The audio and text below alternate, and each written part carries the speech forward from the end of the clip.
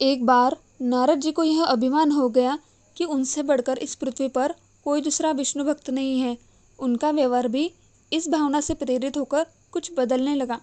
वे भगवान विष्णु के गुणों का गान करने के साथ साथ अपने सेवा कार्यों का भी वर्णन करने लगे। भगवान से कोई बात छुपी थोड़ी रहती है, उन्हें तुरंत इस बात का पता चल गया। वे अपने भक्त का पतन भला कैसे देख सकते थे, इसीलिए उन्होंने नारद को इस दुष्प्रवृत्ति से बचाने का निर्णय किया। एक दिन नारद जी और भगवान विष्णु साथ साथ वन में जा रहे थे। अचानक विष्णु जी एक वृक्ष के नीचे थक कर बैठ गए और बोले, भाई नारद जी, हम तो थक गए, प्यास भी लगी है, कहीं से पानी मिल जाए तो लाओ। हमसे तो प्यास के मारे चला नहीं जा रहा, हमारा गला सूख रहा है।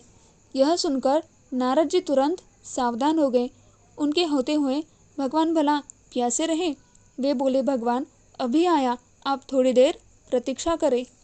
भगवान जी एक और दौड़ लिए। उनके जाते ही भगवान मुस्कुराए और अपनी माया को नारद जी को सत्य के मार्ग पर लाने का आदेश दिया। माया शुरू हो गई। नारद जी थोड़ी ही दूर गए कि उन्हें एक गांव दिखाई पड़ा, जिसके बाहर कुएं पर कुछ युवा स्त्रियां पानी भर रही थी।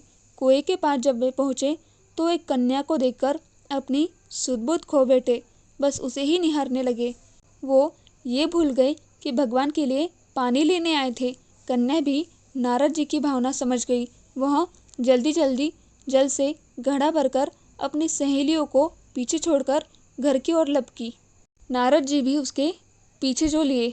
कन्या तो घर के अंदर चली गई, लेकिन नारद जी ने द्वार पर खड़े होकर नारायण नारायण अलग जगाया। गृहस्वामी नारायण का नाम सुनकर बाहर आया। उसने नारद जी को तुरंत पहचान लिया। अत्यंत विनम्रता और आदर के साथ वह नारद जी को घर के अंदर ले गया और उनके हाथ पैर धोकर स्वच्छ आसन पर बिठाया तथा उनकी सेवा सत्कार में कोई कमी नहीं छोड़ी। उनके आगमन से अपने को धन्य बताते हुए गृहस्वामी ने अपनी योग्य सेवा के लिए आग्रह किया। नारद जी बोले, आपके घर में जो आपकी कन्या जल का घड़ा लेकर अभी अभी आई है, मैं उससे विवाह करना चाहता हूँ। नारद जी की बात सुनकर गृहस्वामी एकदम चकित रह गया, लेकिन उसे प्रसन्नता भी हुई कि मेरी कन्या एक ऐसे महान योगी तथा संत के पास जाएगी। उसने स्वीकृति प्रदान कर दी और नारद जी को अपने ही घर में रख लिया। 2-4 दिन पश्चात शुभ मुहूर्त में उसने अपनी कन्या का विवाह नारद जी के साथ कर दिया तथा उन्हें गांव में उतनी धरती का टुकड़ा दे दिया, खेती करके वे आराम से अपना परिवार का पेट भर सके। अब नारद जी की विनायक खूंटी पर टंगी रहती, जिसकी ओर उनका ध्यान बहुत कम जाता।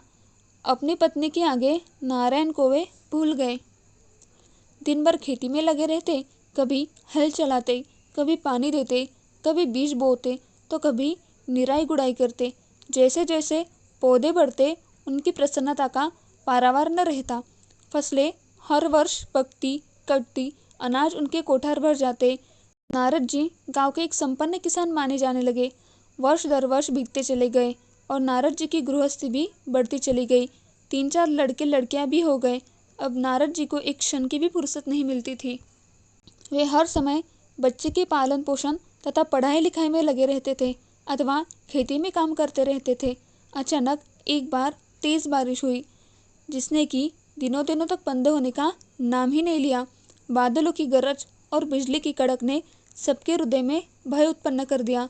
मूसलाधार वर्षा ने गांव के पास बहने वाली नदी में बाढ़ की स्थिति पैदा कर दी।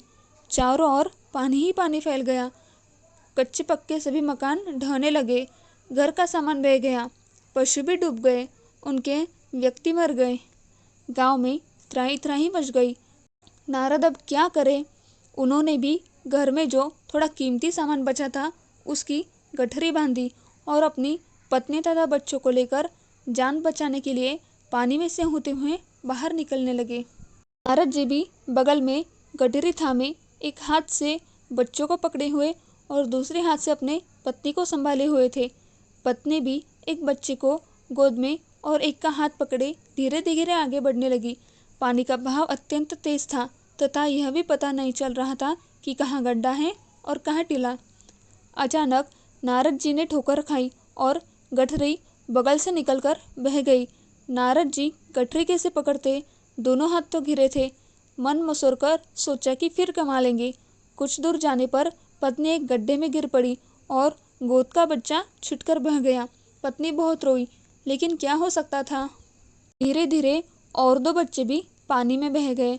उन्होंने बहुत कोशिश की बचाने की, लेकिन कुछ न हो सका। दोनों पति पत्नी बड़े दुखी, रोते कलपते, एक दूसरे को सांत्वना देते, कोई ऊंची जगह ढूंढते रहते। एक जगह आके चलकर दोनों एक गड्ढे में समा गए। नारद जी तो किसी प्रकार गड्ढे में से निकल आए, मगर उनकी पत्नी का पता कहीं नहीं चला। बहुत देर तक नारद जी उसे इधर उधर दूर तक ढूंढते रहे, लेकिन व्यर्थ।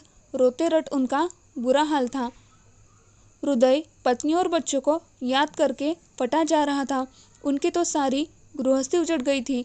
बेचारे क्या करे, किसे को से, अपने भाग्य को या भगवान को। भगवान का ध्यान आते ही नारद जी के मस्तिष्क में प्रकाश फैल गया और पुरानी सारी बातें याद आ गई। वे किसके लिए आए थे और कहाँ गए। ओहो, भगवान विष्णु तो उनकी प्रतीक्षा कर रहे होंगे। वे तो उनके लिए जल लेने आए थे और यहाँ गृहस्थी बसाकर बैठ गए। वर्षों बीत गए गृहस्थों को बसने में और फिर सब नष्ट हो गया। क्या भगवान अब भी मेरी प्रतीक्षा से उसी वृक्ष के नीचे बैठे होंगे। ये सोचकर ही बाढ़ नदारद हो गया। गांव अंतर्धान हो गया। वे तो घने वन में खड़े थे। नारद जी पछताते और शर्माते हुए दौड़े। देखा कुछ ही दूर पर उसी वृक्ष के नीचे भगवान लेटे थे। नारद जी को देखते ही उठ बैठे और बोले, अरे भाई नारद, कहाँ चले गए थे, बड़ी देर लगा दी, पानी लाए या नहीं। नारद जी भगवान के चरण पकड़कर बैठ गए और लगे अश्रु बहाने। उनके मुंह से एक बोल भी नहीं फूटा। भगवान मुस्कुराए और बोले, तुम अभी तो गए थे, कुछ अधिक देर थोड़ी ही हुई है।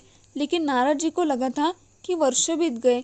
अब उनकी समझ में आया, ये सब भगवान की माया थी, जो उनके अभिमान को चूर चूर करने के लिए पैदा हुई थी।